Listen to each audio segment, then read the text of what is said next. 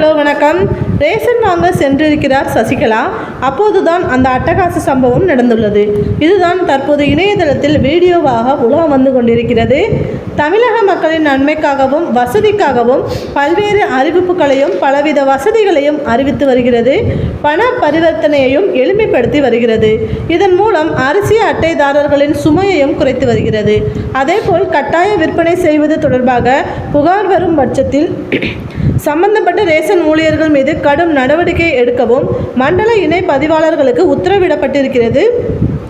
பொதுமக்களுக்கு ஏதாவது குறைகள் புகார்கள் இருந்தால் கட்டணமில்லா தொலைபேசி எண்ணிலும் தொடர்பு கொண்டு புகார் தெரிவிக்கலாம் என்றும் தமிழக அரசு கேட்டுக்கொண்டு உள்ளது.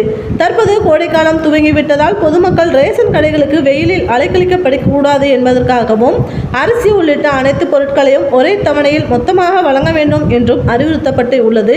இப்படி ரேஷன்தாரர்களின் நன்மைக்காகவே ரேஷன் ஊழியர்களுக்கு பல விதமான அறிவுறுத்தல்கள் வழங்கப்பட்டு உள்ளன. இப்படிப்பட்ட சூழலில் ஊழியர்கள் ஒருவர் ரேஷன் வாங்க வந்த பெண்ணை அவதூறாக பேசியதாக புகார்கள் கிளம்பியுள்ளது.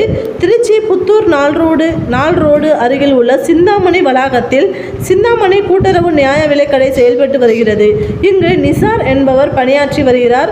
இந்த ரேஷன் கடைக்கு அதே பகுதியை சேர்ந்த சசிகலா என்பவர் தன்னுடைய கணவருடன் ரேஷன் வாங்க வந்துள்ளார். பணியில் இருந்த நிசாரிடம் ரேஷன் அரிசி கேட்டுள்ளார் சசிகலா. அதற்கு நிசார் 100 கிலோ அரிசி மூட்டையை எலி தின்றுவிட்டது என்று அலட்சியமாக சொன்னாராம். அத்துடன் சசிகலா தந்த ரேஷன் கார்டை சசிகலா மீதே தூக்கி எறிந்து தரைக்குறைவாக பேசியதாகவும் கூறப்படுகிறது. இதனால் எதுவுமே புரியாமல் அதிர்ச்சியில் உறைந்து நின்றார் சசிகலா. அப்போதுதான் தெரிந்தது இந்த ரேஷன் ஊழியர் நிசார் பணியின் போது போதையில் இருந்தாராம். அத்துடன் தன்னுடைய கையில் பீர் பாட்டிலையும் வைத்துக்கொண்டு பீர் சாப்பிட்டு கொண்டே டியூட்டி பார்த்துள்ளாராம். உடனே சசிகலா இது குறித்து கேட்டதற்கு சசிகலாவையும் கணவர் தவச்செல்வத்தையும் அசிங்கமாக பேசியிருக்கிறார் நிசா.